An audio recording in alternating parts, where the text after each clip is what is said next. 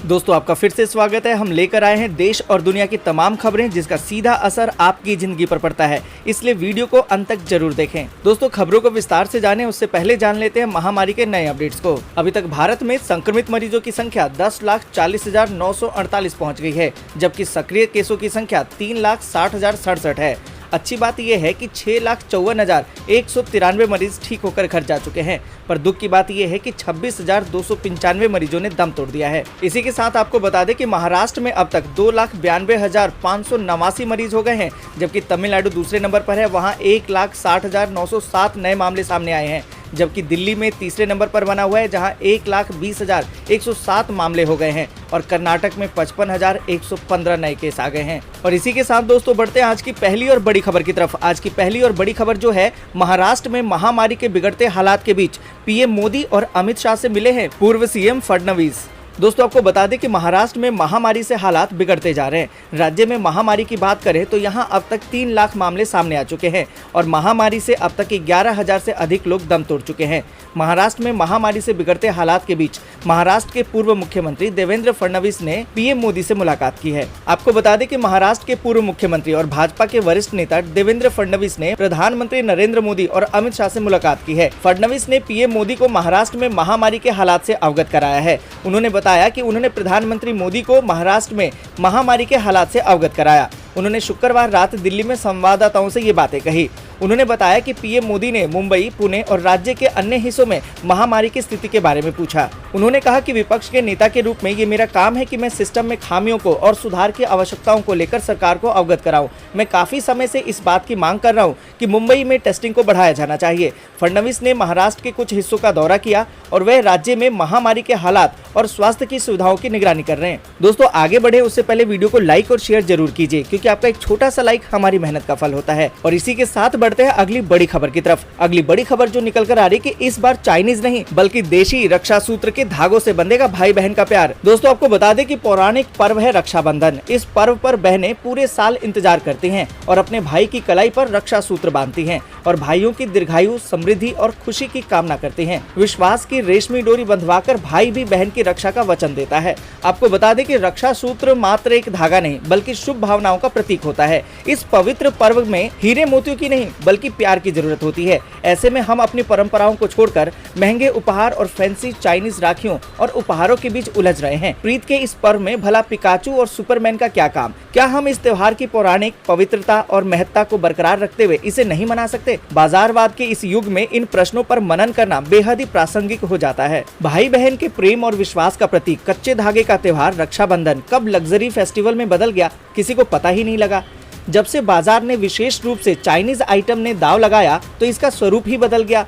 अब इस दिखावटी प्रक्रिया को तोड़ने की बारी है। भावनाओं के इस पर्व को परंपराओं के साथ मनाने और दिखावे में नहीं फंसने की तैयारी है। तो दोस्तों इस बार की राखी में देसी राखी होनी चाहिए। और इस राखी के त्योहार पर आप क्या सोचते हैं? कमेंट करके जरूर बताएं। इसी के साथ बढ़ते हैं अगली बड़ी खबर की तरफ। 1,045 पदों पर निकली हैं भर्तियां, बिना लिखित परीक्षा के मिलेगी नौकरी। आपको बता दें कि सरकारी नौकरी की ख्वाहिश रखने वाले युवाओं के लिए देश भर के विभिन्न विभागों में आवेदन करने का अवसर मिला है। भारतीय डाक विभाग, power grid corporation of India limited, Jharkhand लोक सेवा आयोग, कोचीन शिपयार्ड लिमिटेड और बैंक ऑफ बड़ौदा में कुल 1,045 पदों पर भर्तियां निकली हैं। इन विभागों में 1,045 पदों पर आवेदन के लिए शैक्षणिक योग्यता और आयु सीमा अलग अलग निर्धारित की गई है। आपको बता दें कि इनमें से किसी भी विभाग में नौकरी पाने के लिए उम्मीदवारों को लिखित परीक्षा नहीं देनी होगी।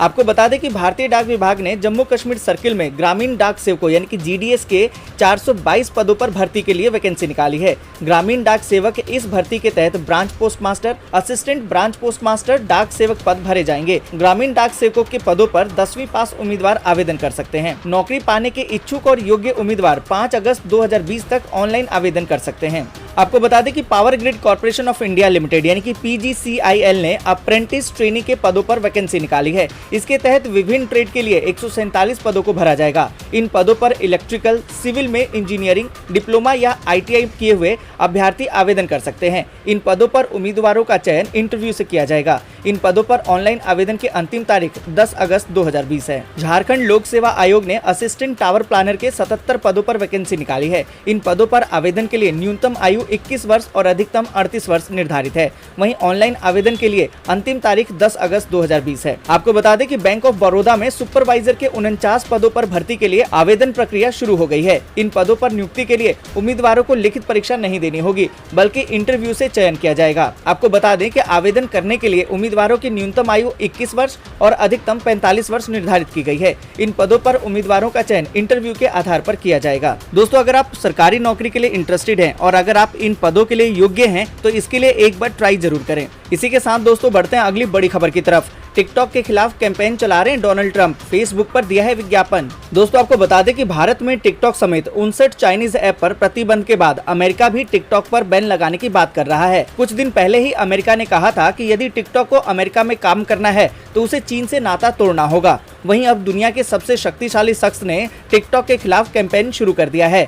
हम बात कर रहे हैं अमेरिकी राष्ट्रपति डोनाल्ड ट्रंप की। डोनाल्ड ट्रंप काफी पहले से ही चीन के खिलाफ हैं। संक्रमण फैलने के बाद ट्रंप चीन से और खफा हैं। इस बीच उन्होंने Chinese short video app TikTok के खिलाफ कैंपेन शुरू कर दिया है।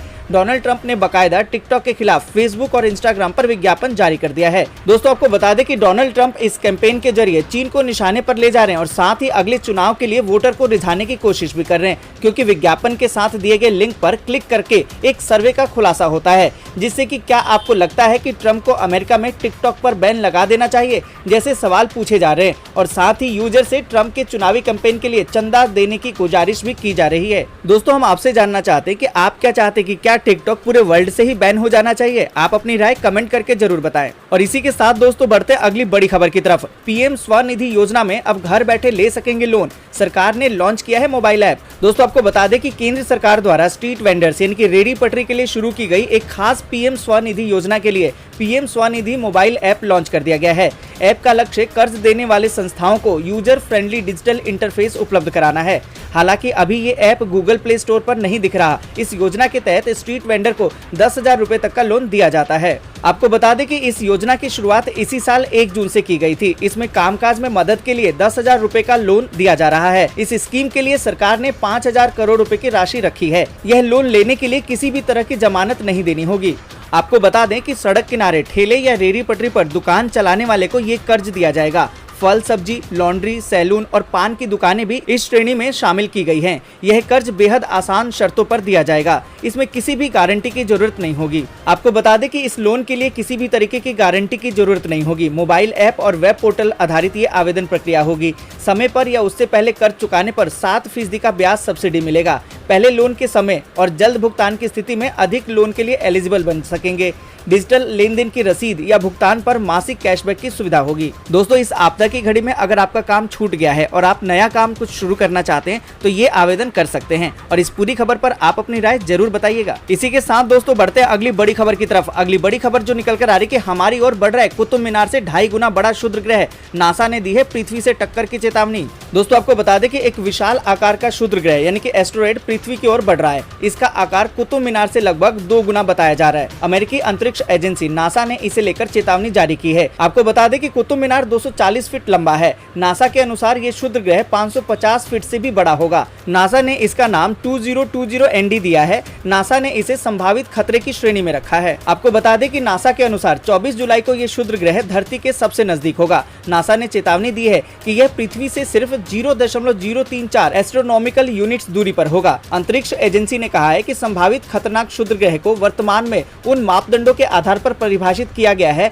जो पृथ्वी पर निकट दृष्टिकोण के लिए क्षुद्र ग्रह की क्षमता को मापते हैं। दोस्तों, आपको बता दें कि सूर्य के इर्द गिर्द चक्कर लगाने वाले छोटे खगोलीय पिंड क्षुद्र ग्रह कहलाते हैं। ये मुख्यतः मंगल और बृहस्पति के बीच मौजूद एस्टेरॉयड बेल्ट में पाए जाते हैं। हालांकि कई बार पृथ्वी के करीब से गुजरने के कारण इनसे अच्छा खासा नुकसान भी संभव है। और इसी के साथ बढ़ते हैं अगली बड़ी खबर की तरफ। उत्तराखंड की सीमा से सटे यूपी के गाँव में टिड्डी दल ने बोला धावा, ड्रोन और स्प्रे से की जा रही है किसानों की मदद। आपको बता दें कि रुद्रपुर जिले में उत्तर प्रदेश की सीमा से सटे हुए कुछ गाँव में शुक्रवार दोपहर अचानक ही टिड्डी दल नजर आने लगे और इससे किसानों में हड़कंप मच गया। उत्तराखंड की सीमा से सटे हुए उत्तर प्रदेश के गांव करीमगंज, मन्नौ पट्टी में टिड्डी दल के धावे के बाद कृषि विभाग बरेली के किसानों की मदद के लिए ड्रोन और स्प्रे का सहारा ले रहा है। आपको बता दें कि टिड्डी दल की सक्रियता को खत्म करने के लिए खेतों में कीटनाशकों का छिड़काव किया जा रहा है। और इसी के साथ दोस्तों बढ़ते हैं अगली बड़ी खबर की तरफ। अंतिम वर्ष की परीक्षाओं के लिए यूजीसी को मिला 755 विश्वविद्यालयों का जवाब। अगस्त सितंबर में हो सकती है परीक्षा। आपको बता दें कि यूजीसी यानी कि विश्वविद्यालय अनुदान आयोग के दिशा निर्देशों पर विश्वविद्यालयों से परीक्षाएं कराने को लेकर जवाब मिले हैं।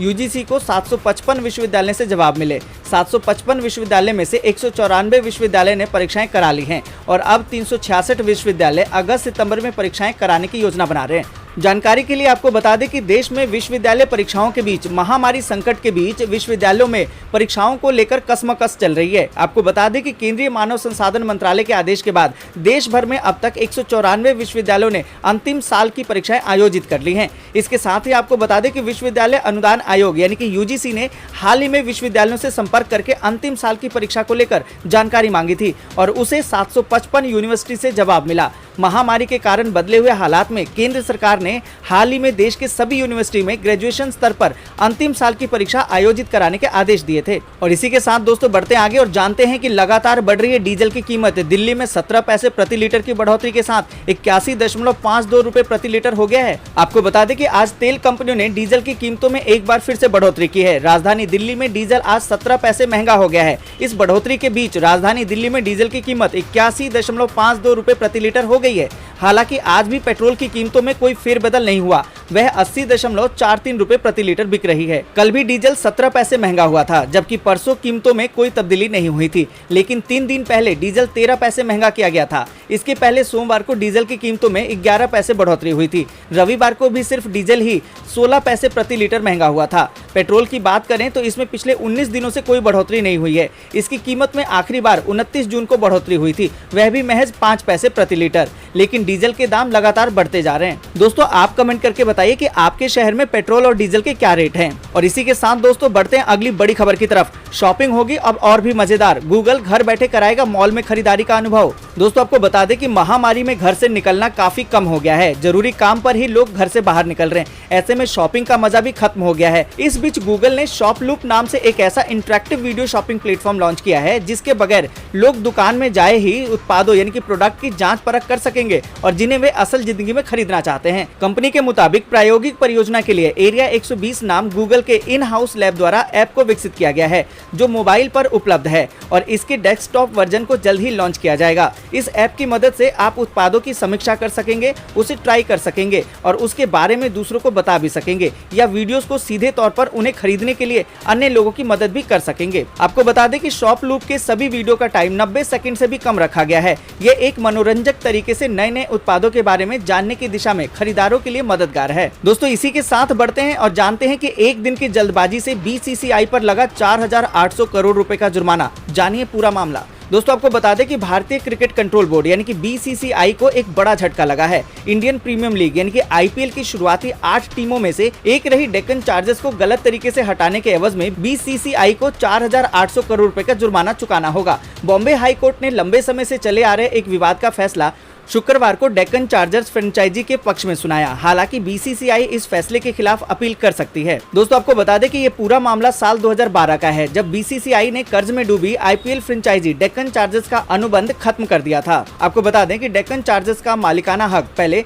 डीसीएचएल के पास था। 15 सितंबर 2012 को चेन्नई में आईपीएल गवर्निंग काउंसिल की आपातकालीन बैठक बुलाकर डेक्कन चार्जर्स की टीम को आईपीएल से निकाल दिया गया। डेक्कन चार्जर ने एडम गिलक्रिस्ट की कप्तानी में आईपीएल का दूसरा सीजन जीता था। और इसी के साथ दोस्तों बढ़ते हैं आगे और जानते हैं कि जियो यूजर्स को लगा बड़ा झटका। कंपनी ने बंद किए हैं 2 सस्ते प्लान। दोस्तों आपको बता दें कि रिलायंस जियो ने हाल ही में अपनी सालाना बैठक में कई बड़ी घोषणाएं की हैं, जिनमें से एक है कि कंपनी गूगल के साथ मिलकर जल्द ही भारतीय बाजार में सबसे सस्ता 5G एंड्रॉइड स्मार्टफोन लॉन्च करेगी। फिलहाल कंपनी के पास जियो फोन सीरीज के फोन उपलब्ध हैं जो कि बेहद ही सस्ते हैं। ऐसे में अब यूजर्स को कंपनी के नए स्मार्टफोन का बेसब्री से इंतजार है। इस अच्छी खबर के बीच कंपनी ने अपने यूजर्स को एक बड़ा झटका दिया है। रिलायंस जियो ने अचानक ही अपनी वेबसाइट से 2 बेहद ही सस्ते प्लान्स को हटा दिया है, यानी कि यूजर्स अब इन प्लान्स का उपयोग नहीं कर सकेंगे।